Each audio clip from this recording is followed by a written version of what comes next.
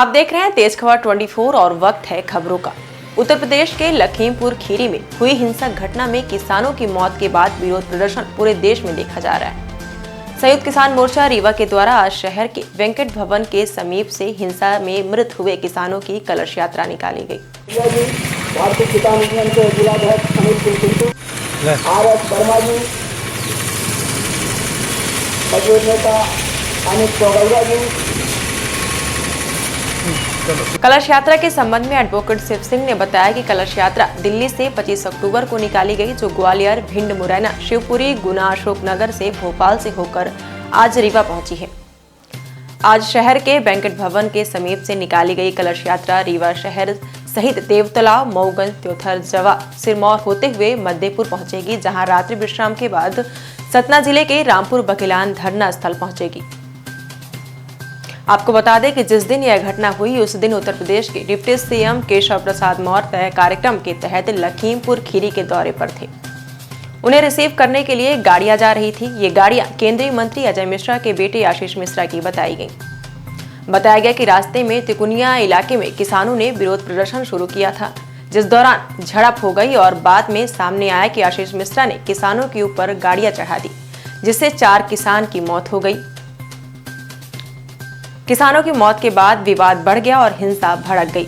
हिंसा में बीजेपी नेता के ड्राइवर समेत 4 लोगों की मौत हो गई। कुल मिलाकर इस हिंसा में अब तक 8 लोगों की मौतें हो चुकी हैं। ये जो कलश यात्रा 25 अक्टूबर को दिल्ली से चली है और ग्वालियर, भिंड, मुरैना, शिवपुरी होते हुए गुना, अशोकनगर, उसके बाद भोपाल और भोपाल से आज सुबह यहाँ पे आई है। इस कलश यात्रा के मुख्य मांग है कि एक तो तीनों कृषि विरोधी जो काले कानून वापस होना चाहिए और लखीमपुर खीरी में जो 4 किसान, एक पत्रकार की जो हत्या हुई है, उस हत्या का जो मुख्य आरोपी है, जिस पर मुकदमा 120 के तहत जो प्रकरण है, केंद्रीय गृह राज्य मंत्री, उसकी गिरफ्तारी होना चाहिए और खट्टर योगी सरकार जो इनकी जो तानाशाही है, इस पर रोक लगना चाहिए।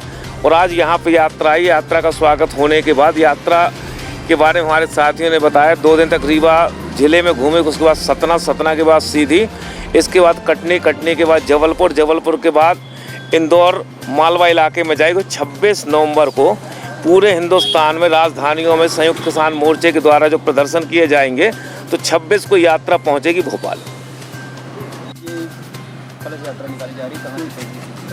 ये लखीमपुर खीरी के शहीद किसानों की कलश यात्रा है और जिस तरह से मोदी हुकूमत के गुंडों ने रौंदा करके किसानों को मारने का काम किया है, तो ये कलश यात्रा पूरे देश के कोने कोने में जा रही है।